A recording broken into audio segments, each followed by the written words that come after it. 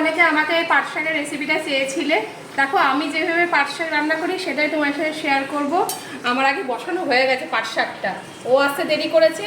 আসলে ফার্স্টে আর কি তোমার পাট শাকগুলো কেটে তারপরে এর মধ্যে লঙ্কাও দিয়েছি দুটো, পাট শাক আর লঙ্কা আর নুন হলুদ দিয়ে আগে আমি এটাকে ফুটিয়ে নিয়েছি, মানে সেদ্ধ করে নিয়েছি। এটা অনেকক্ষণ ধরে সেদ্ধ হচ্ছে, দেখো নরমও হয়ে গেছে পাট শাকগুলো। এবার এটাকে পাট শাকটাকে আমি নামিয়ে নেব। পাট শাকটাকে নামিয়ে নিলাম, এবার এটাকে সম্বরা দেব। দেখো এবার আমি শাকটাকে সম্বরা দেওয়ার জন্য তেল দিয়ে দিয়েছি, সর্ষের তেল দিয়েছি। এবার দেবো এই থেতো করা রসুন, থেতো করা রসুন দিয়ে দিচ্ছি। আমি এখানে কোনো ফোড়ন দিচ্ছি না, মানে কোনো কী বলে ওটা আর কি, যেমন কালো জিরে জিরে অনেকে শাকে দেয় তো, সেটা আমি কিছু দিচ্ছি না।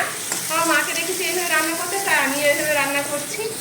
আর শাকটাকে আগে একটু সেদ্ধ করে নিলে কি হয়, শাকটা মানে অনেকে কি করে বলো তো, যে মানে ফোড়ন টোড়ন দিয়ে নিয়ে তারপর একেবারে শাক রান্না করে। কিন্তু তুমি যদি শাকটাকে আলাদা একটু লঙ্কা নুন হলুদ দিয়ে সিদ্ধ করে নাও, তারপরে এরকমভাবে তেলে এরকমভাবে পেঁয়াজ রসুন ভেজে নিয়ে তারপরে যদি শাকটা যখন দেবে না, এটা খেতে আরও টেস্ট লাগবে। এরকম রসুনটা একটু ভাজা ভাজা লাল লাল হয়ে গেলে পেঁয়াজ দেবো। দেখো রসুনগুলো ভাজা হয়ে গেছে, আর পেঁয়াজটা দিয়ে দেবো। রসুনটা ভালো করে ভাজলে কি হবে, কারণ রসুনের কাঁচা গন্ধটা থাকবে না। চলো পেঁয়াজটা একটু ভাজা হয়ে গেছে, পেঁয়াজটা ভাজা হয়ে গেছে। এবারে আমি শাকটা এর মধ্যে দিয়ে দেবো।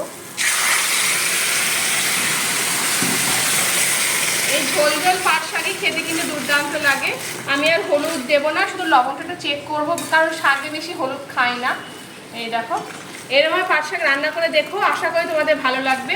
কারণ এই ফোড়ন দেওয়ার পরে শাকটা করলে, আর শাক সিদ্ধ করে নিয়ে মানে একটু ভাপ দিয়ে তারপরে এরকম পরে ফোড়ন দিয়ে করবে, খেতে কিন্তু ভালো লাগে। এটা আমার মতামত, অনেকে অনেক রকমভাবে করে। ঠিক আছে চলো, আমার হয়ে গেছে মোটামুটি শাক রেডি।